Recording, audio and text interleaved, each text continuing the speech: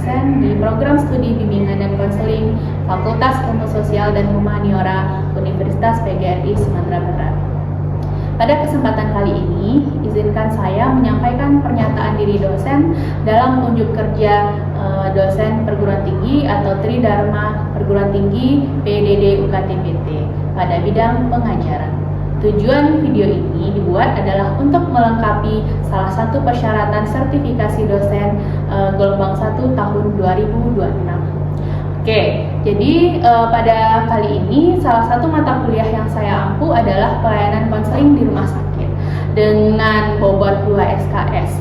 Jadi mata kuliah ini ditawarkan pada semester 5 dengan tujuan adalah untuk membahas terkait dengan hakikat, tujuan, jenis dari pelayanan konseling di rumah sakit, kemudian berbagai karakteristik atau problem-problem perilaku individu, dalam hal ini adalah seorang pasien, dan ini pembahasannya diarahkan untuk mendiagnosis problem atau perilaku tersebut sehingga nanti bisa mendapatkan pelayanan atau bantuan dari seorang konselor.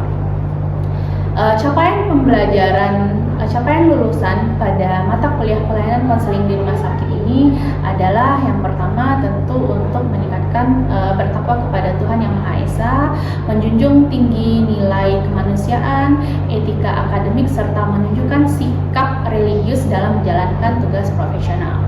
Yang kedua adalah berperan sebagai warga negara cinta tanah air, taat hukum, disiplin, serta berkontribusi dalam kehidupan bermasyarakat, berbangsa, bernegara berdasarkan Pancasila.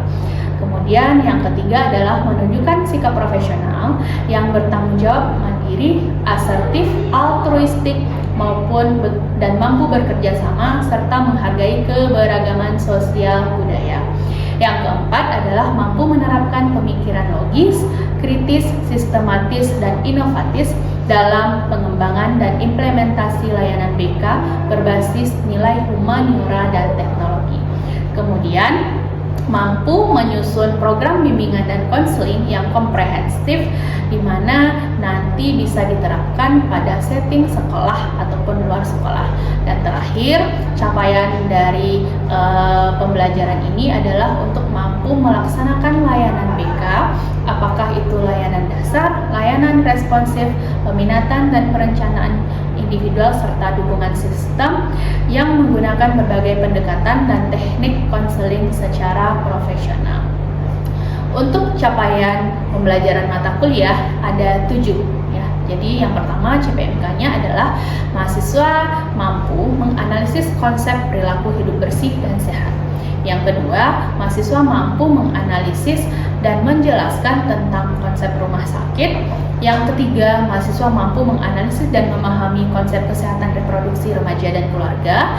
Yang keempat, mahasiswa mampu menganalisis dan menjelaskan tentang pelayanan konseling di rumah sakit. Yang kelima, mahasiswa mampu menganalisis dan menjelaskan tentang komunikasi konselor di rumah sakit. Yang keenam, mahasiswa mampu menganalisis gangguan psikologis. Kemudian yang terakhir adalah mahasiswa mampu menganalisis kasus-kasus klien atau konseli di rumah sakit. Kemudian, sub capaian pembelajaran pada mata kuliah ini ada 10. Yang pertama adalah mahasiswa mampu menganalisis dan memahami konsep perilaku hidup bersih. Yang kedua adalah mahasiswa mampu memahami dan menganalisis konsep perilaku hidup sehat. Yang ketiga adalah mahasiswa mampu menganalisis dan memahami konsep dari rumah sakit. Yang keempat adalah mahasiswa mampu menganalisis dan memahami konsep kesehatan reproduksi remaja dan keluarga. Yang kelima adalah mahasiswa mampu menganalisis konsep pelayanan konseling di rumah sakit. Kemudian yang keenam adalah mahasiswa mampu menganalisis media yang digunakan dalam pelayanan konseling di rumah sakit. Yang ketujuh adalah mahasiswa mampu menganalisis tahapan konseling di rumah sakit. Yang kedelapan, mahasiswa mampu menganalisis gangguan-gangguan psikologis yang dialami oleh konseli. Yang kesembilan adalah mahasiswa mampu menganalisis dan memahami komunikasi konselor di rumah sakit. Dan yang terakhir adalah mahasiswa mampu menganalisis kasus dari konseli atau klien di rumah sakit. Untuk referensi dari mata kuliah pelayanan konseling di rumah sakit sangat banyak sekali. Salah satunya adalah buku ajar atau bahan ajar terkait dengan pelayanan konseling di rumah sakit yang ditulis oleh Rahmawati Wae, Rila Rahma Mulyani MC Psikolog, serta Yasrial Chandra MPD. Nah, pada sumber-sumber ini juga bisa diakses oleh mahasiswa di e-learning atau si-akad mahasiswa masing-masing. Kemudian untuk rencana pembelajaran pada mata kuliah ini itu ada 16 kali pertemuan. Di antaranya yang pertama ada orientasi perkuliahan, yang kedua adalah tentang konsep dari perilaku hidup bersih, yang ketiga adalah konsep dari perilaku hidup sehat, yang keempat adalah terkait dengan kesehatan reproduksi remaja dan keluarga, yang kelima adalah terkait dengan konsep rumah sakit, kemudian terkait dengan pelayanan konseling di rumah sakit, serta media konseling di rumah sakit. Nah, pertemuan ke-9 itu melaksanakan ujian tengah semester dari materi-materi yang ada di pertemuan ke-1 sampai ke pertemuan ke-8. Untuk pertemuan ke-10 itu materi kita ada terkait dengan psikopatologi. Kemudian pertemuan ke-11 ada psikosomatis, kemudian ada perilaku adiksi, dan kemudian ada komunikasi konselor di rumah sakit, dan yang terakhir adalah pembahasan kasus dari konseli-konseli yang dikonselingi oleh mahasiswa. Untuk referensi atau sumber pada mata kuliah pelayanan konseling di rumah sakit, salah satunya adalah buku yang saya hasilkan terkait dengan bahan ajar pelayanan konseling di rumah sakit. Berbagai sumber dari jurnal internasional ataupun nasional juga bisa menjadi rujukan pada mata kuliah ini, dan itu bisa dilihat pada e-learning di kampus Universitas PGRI Sumatera Barat. Oke, secara umum mata kuliah ini menjelaskan beberapa konsep, yaitu terkait dengan perilaku hidup bersih dan sehat, terkait dengan konsep di rumah sakit, kemudian terkait dengan pelayanan konseling di rumah sakit, dan gangguan-gangguan psikologis. Salah satu gangguan psikologisnya adalah psikopatologi yang menjadi materi dalam video yang akan saya buat sekarang ini. Untuk penilaian pada mata kuliah pelayanan konseling di rumah sakit itu terdiri dari sikap atau soft skill, aktivitas partisipasi, kemudian ada keterampilan umum, keterampilan khusus, tugas, kuis, ujian tengah semester, serta ujian akhir semester. Berikut adalah video yang akan saya tampilkan dengan materi psikopatologi pada pertemuan 10. Selamat menyaksikan. Oke, baik. Assalamualaikum. Waalaikumsalam warahmatullahi wabarakatuh. Gimana kabarnya? Alhamdulillah, Ibu. Alhamdulillah baik semuanya. Oke, hari ini kita berjumpa kembali untuk melanjutkan mata kuliah pelayanan konseling di rumah sakit. Ya, minggu lalu kita udah UTS. Deg-degankah dengan hasilnya? Iya. Oke, jadi insya Allah nanti setelah mata kuliah ini selesai akan Ibu bagikan hasilnya ya. Jadi akan Ibu bagikan hasilnya. Nanti Anda akan melihat usaha yang sudah dilakukan selama ini terkait dengan UTS saja dulu nih ya. UTS saja kira-kira sudah sesuai harapan atau tidak. Kalau seandainya hasilnya memuaskan sesuai dengan ekspektasi, berarti jangan berbesar hati karena itu baru UTS. Nilai kita masih banyak yang lain ya.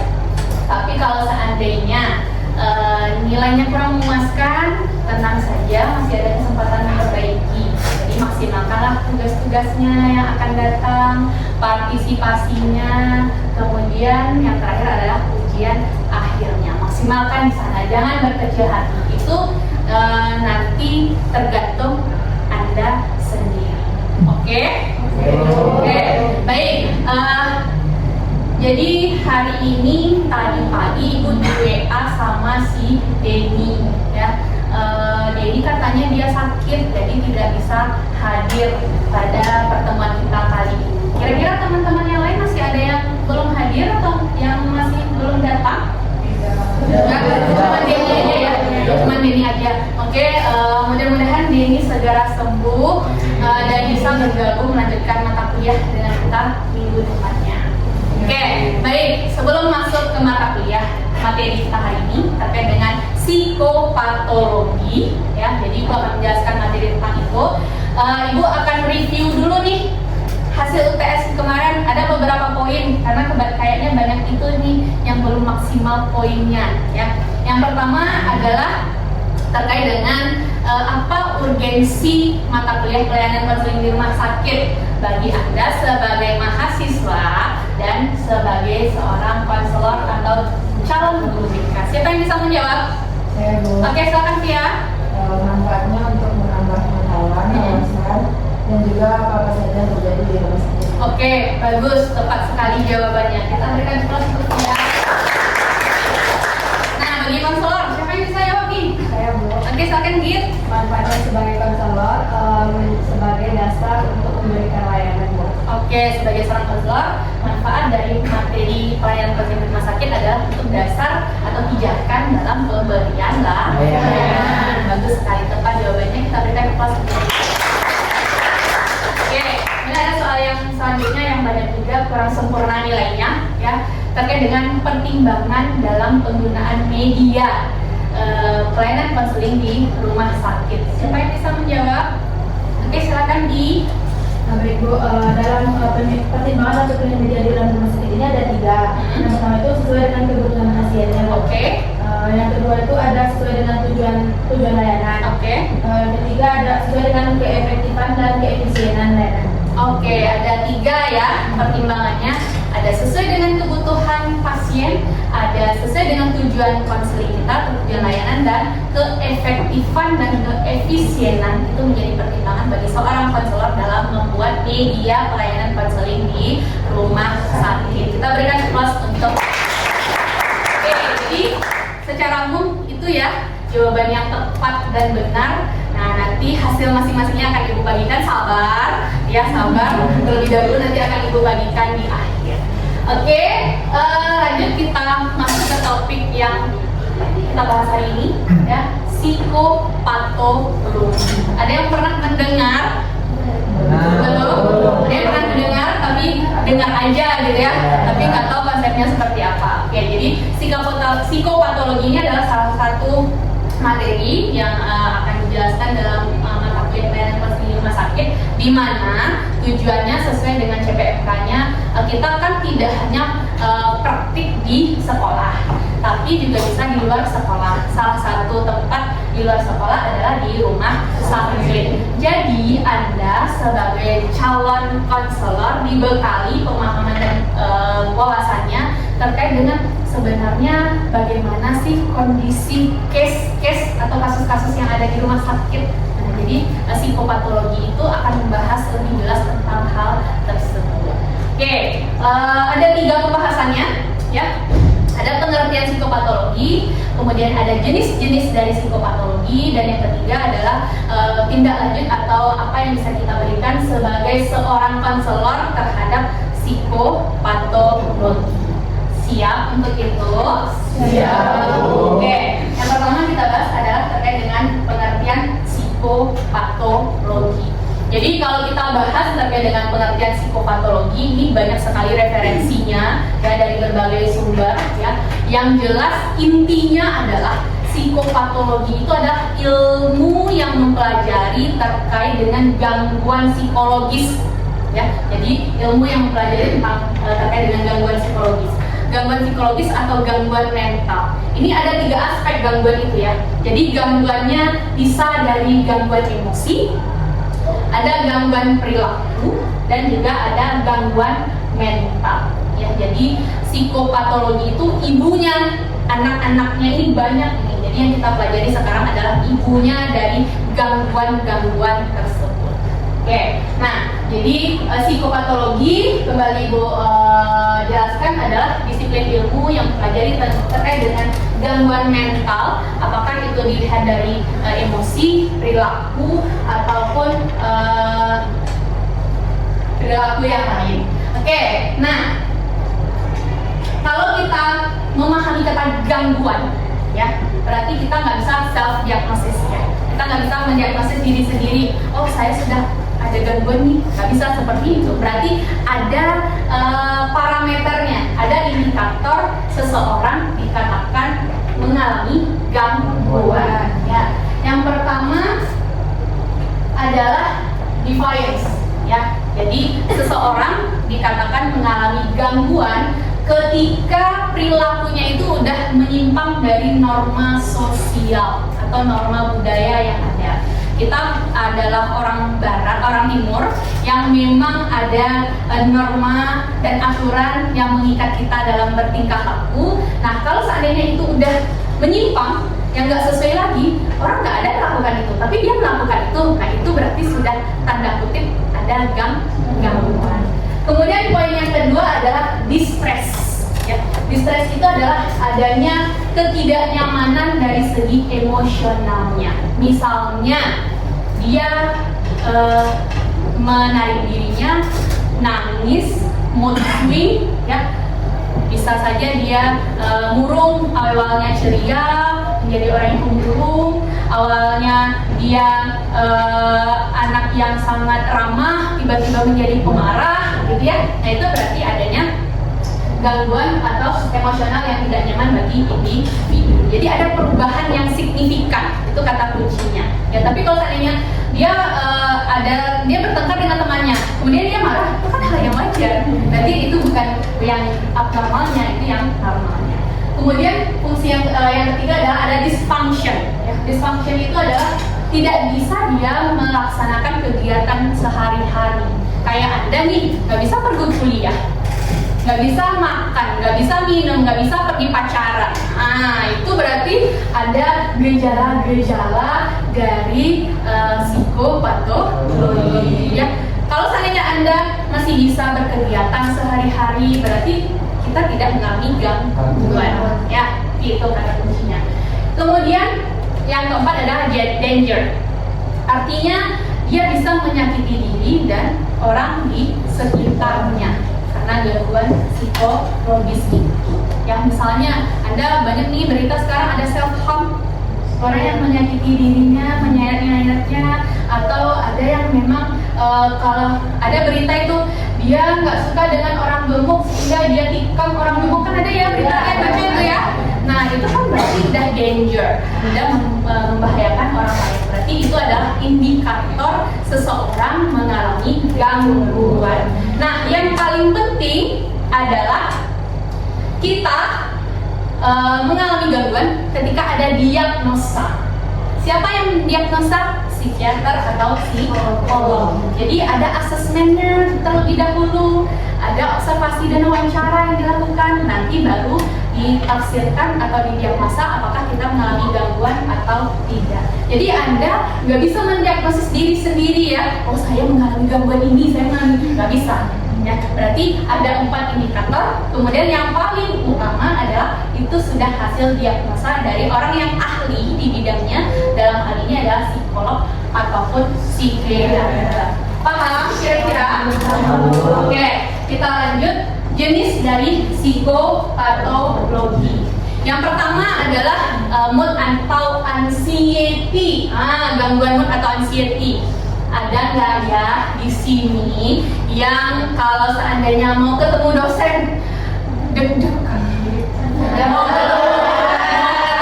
mau presentasi rasanya mau buang air gitu ya, mau ujian keringatnya sebaskom, ada seperti itu? Ada, termasuk gangguan anxiety ya. Nah, kemudian ada juga gangguan anxiety ini, contohnya fobia. Pernah mendengar fobia? Pernah. Jadi ada ya orang yang dia tiba-tiba takut air, tapi nggak tahu alasan yang jelas. Ya, tiba-tiba takut sesuatu, takut ketinggian, takut orang ramai, gitu ya. Tapi nggak tahu nih alasannya seperti apa. Itu adalah fobia namanya. Ya, jadi kalau seandainya ada yang seperti itu, nah ini dikasih warning ya, dikasih warning. Itu adalah gangguan mood atau anxiety. Kemudian selanjutnya jenis yang selanjutnya adalah gangguan psikotik. Ya, gangguan psikotik ini pernah mendengar skizofrenia. ODGJ. Nah itu ya skizofrenia, tiba-tiba berhalusinasi, delusi, ngomong sendiri dan segala macam, nggak bisa nyambung dengan kita lagi. Nah itu adalah orang yang mengalami gangguan psikotik. Ya, tiba-tiba dia tidak melakukan hal yang seharusnya gitu ya. Nah itu berarti adalah psikotik atau istilahnya orang-orang ODGJ. ODGJ tahu? Orang dengan gangguan jiwa. Kemudian jenisnya adalah gangguan kepribadian. Gangguan kepribadian, contohnya ada nggak ya di sini yang narsistik? Narsistik itu pokoknya saya adalah yang paling ya, yang paling istimewa, yang paling pandai, yang paling hebat. Tidak ada orang lain yang lebih pandai dari saya. Saya mencari perhatian terus. Saya mencari perhatian terus. Narsistik itu ternyata gangguan loh, gitu ya. Jadi itu contoh, atau contoh lain psikopat. Orang yang tidak ada empati, ya, orang yang tidak ada punya, kalau istilah awamnya dia nggak ada rasa, gitu ya. Dia nggak ada rasa, itu juga bagian dari gangguan kepribadian. Atau contoh lain, nah ini kan Gen Z itu saya OCD, obsessive compulsive disorder, perfectionist. Kalau garis tuh harus lurus. Kalau nggak lurus nggak bisa, makanya dia stres dengan hal itu. Nah itu ada di sini seperti itu, Desi. Nah itu adalah contoh dari gangguan kepribadian. Ya. Kemudian selanjutnya ada neurodevelopmental. Nah ini biasanya dari bawaan lahir dan genetik ya. Ada autisme, ADHD, itu biasanya bawaan genetik biasanya ya. Kemudian contoh lain adalah ada gangguan tidur. Ada yang nggak bisa tidur, yang mengaku insomnia. Ada di sini. Ada memang tidak tidur dan nggak bisa tidur, gangguan tidur dan insomnia. Atau contoh lain gangguan tidur itu, pernah nggak ya Anda mendengar adanya sleepwalker? Orang tidur, dia tidur tapi dia berjalan. Oh pernah Bu. Itu juga gangguan tidur ya. Jadi itu adalah contoh dari gangguan tidur. Kemudian jenis selanjutnya adalah gangguan makan. Nah ini banyak nih sering terjadi. Gangguan makan, apa contohnya? Ada anoreksia. Dia sangat mempermasalahkan tentang berat badan. Anggap aja berat badannya itu sudah di bawah garis gitu ya. Dia sudah sangat kurus tapi dia merasa saya gemuk gitu. Sampai dia membatasi asupan makannya. Ada seperti itu? Ada ya, ada yang seperti itu ya. Ini itu adalah gangguan makan. Atau contoh lain, ada istilahnya pica. Pica itu dia makan, dimuntahin, dimakan lagi muntahin. Itu adalah gangguan makan, ya. Jadi itu merupakan gangguan atau beberapa jenis dari psikopatologi. Ya. Nah, kalau menurut Anda tadi kan udah kita bahas nih, yang jelas banyak ya jenis-jenis gangguan dari psikopatologi itu. Apakah di sini ada yang mengalami gangguan? Ada 4 parameternya tadi itu? Enggak ya? Enggak ada. Kalau seandainya ada yang mengalami gangguan, Anda nggak bisa duduk di sini. Ya kan, nggak bisa mengerjakan aktivitas sehari-hari. Kemudian kalau kita mengalami gangguan, berarti itu adalah hasil diagnosis dari orang yang profesional. Ada asesmennya terlebih dahulu sehingga baru ditetapkan dia mengalami gangguan. Oke? Gangguan nggak ada, kecenderungan mungkin ada. Ya, gangguan berbeda dengan kecenderungan nih. Ya, kalau kecenderungan tadi kan ibu tanya tuh, ada yang nggak bisa tidur, ya berarti itu baru kecenderungan. Karena kalau gangguan ini dia rentang waktunya lama, jadi nggak lama dan memang berturut-turut konsisten. Ya, jadi nggak bisa misalnya hari ini si Rey, dia nggak bisa tidur, besok bisa tidur, besok satu lagi nggak bisa tidur, itu belum bisa dikatakan gangguan. Jadi minimal itu 6 bulan berturut-turut, ya. Jadi memang kayaknya kalau orang yang udah mengalami gangguan itu harus ada tindak lanjut selanjutnya oleh orang yang profesional. Paham kira-kira? Paham. Ada yang ingin ditanyakan? Ada yang ingin ditanyakan? Cukup? Oke, nah kita kan sebagai seorang konselor nih, ya tadi seperti yang sudah Ibu sampaikan, kan kita nggak hanya di sekolah, tapi juga bisa di luar sekolah. Nah, kalau seandainya ada konseling Anda dengan indikasi dari jenis-jenis psikopatologi tadi, apa yang akan Anda lakukan sebagai seorang konselor? Tiara? Seperti ke psikiater. Oke, mengalih tangankan ke orang yang profesional. Karena kita nggak bisa, ya. Kalau gangguan, ya sudah gangguan, kita tidak bisa memberikan pelayanan. Mau Anda melakukan konseling dengan ODGJ? Nah, bisa kira-kira? Gak bisa kan? Gak mungkin kan? Berarti itu memang harus ada obat, harus ada terapi untuk menyembuhkannya, dan kita bekerja sama bisanya mengalih tangankan ke orang yang profesional, dalam hal ini adalah psikiater. Jadi kalau kata kuncinya gangguan, kita sebagai konselor nggak bisa menangani, hanya bisa mengalih tangankan. Tapi kalau seandainya dia udah sembuh, kemudian dia ada masalah, bisa kita menangani. Tapi kalau seandainya dia belum sembuh, dia masih mengalami gangguan, itu sebaiknya kita alih tangankan. Karena kalau Anda, misalnya si Susmita, dia kekeh nih orang bipolar, dia tetap melayani gitu ya. Bipolar itu tambah berat jadinya abis dari konseling si Susmita gitu ya. Jadi segera dialih tangankan. Oke, mungkin itu untuk pertemuan kita hari ini, ya. Mudah-mudahan apa yang Ibu sampaikan tadi bisa memberi manfaat untuk kita semua.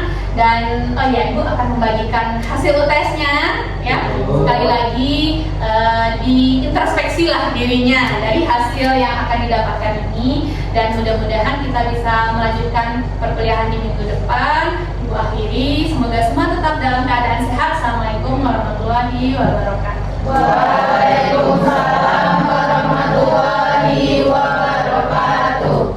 Oke, demikianlah video pembelajaran pada mata kuliah pelayanan konseling di rumah sakit dengan materi psikopatologi. Terima kasih atas perhatiannya. Mohon maaf atas kekurangan. Assalamualaikum warahmatullahi wabarakatuh.